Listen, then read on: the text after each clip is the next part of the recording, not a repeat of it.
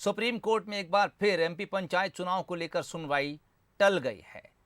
13 तारीख इसकी सुनवाई का दिन मुकर्रर किया गया था, लेकिन आज की सुनवाई नहीं हो सकी।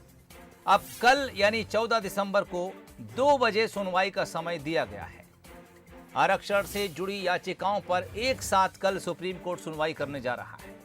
आपको बता दें कि कांग्रेस नेता सैयद जाफर और जया ठाकुर ने यह याचिका दायर की थी। तो आज होने वाली सुनवाई टल गई है।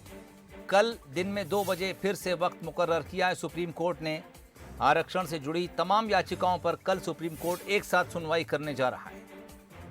मध्य प्रदेश पंचायत चुनाव को लेकर कांग्रेस नेता सैयद जाफर और जया ठाकुर ने याचिका दायर की थी, जिसके लिए सुप्रीम कोर्ट ने याचिका स्वीकार करते हुए 13 दिसंबर यानी आज की तारीख दी थी। लेकिन आज ये याचिका पर सुनवाई टल गई है। हालांकि कल दिन में 2 बजे सुनवाई का समय दे दिया गया है।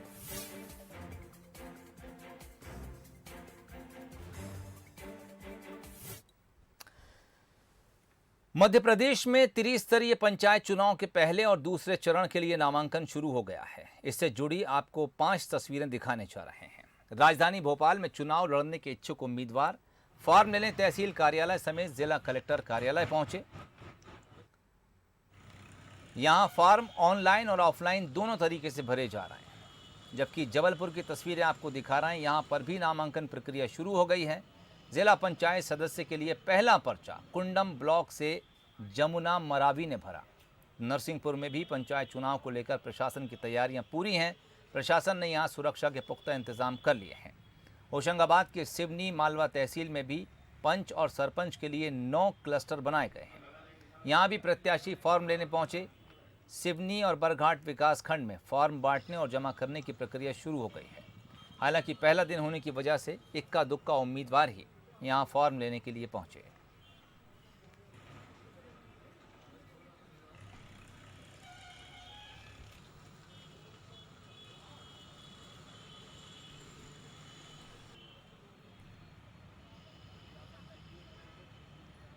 तो भोपाल की तस्वीरें जबलपुर, नरसिंहपुर, होशंगाबाद और सिवनी की दिखा रहे हैं। आज से नामांकन प्रक्रिया शुरू हो गई है। फॉर्म लेने के लिए उम्मीदवार पहुंचे। क्योंकि पहला दिन है, इसलिए तमाम सेंटर्स पर इक्का दुक्का उम्मीदवार ही फॉर्म लेने के लिए नजर आए।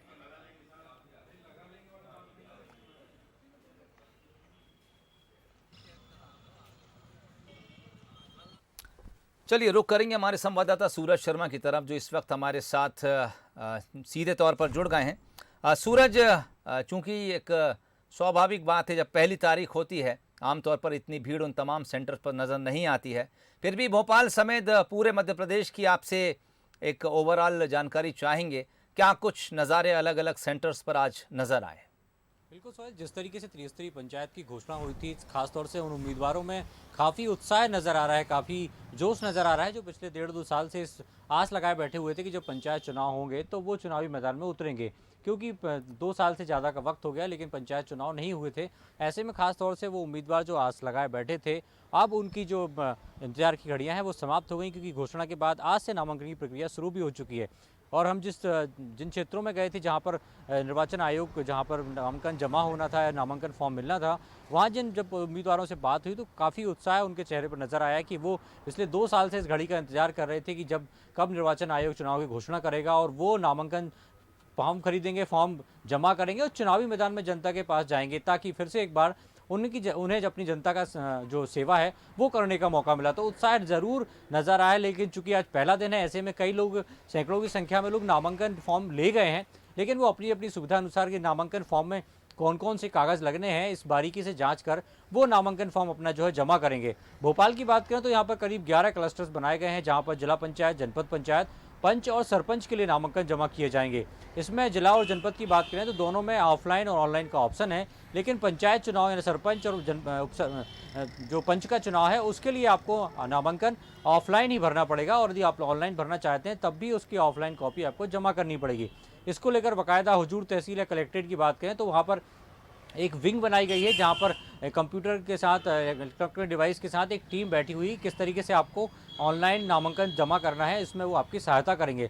तो कुल मिलाकर अब माना जाए कि मध्य प्रदेश में त्रिस्तरीय पंचायत का चुनावी बिगल जो है वो बच गया है और आज से नामांकन भी शुरू हो गया है। 20 तारीख तक नामांकन जमा होना है, उसके बाद 23 तारीख तक नामांकन वापसी की तारीख होगी।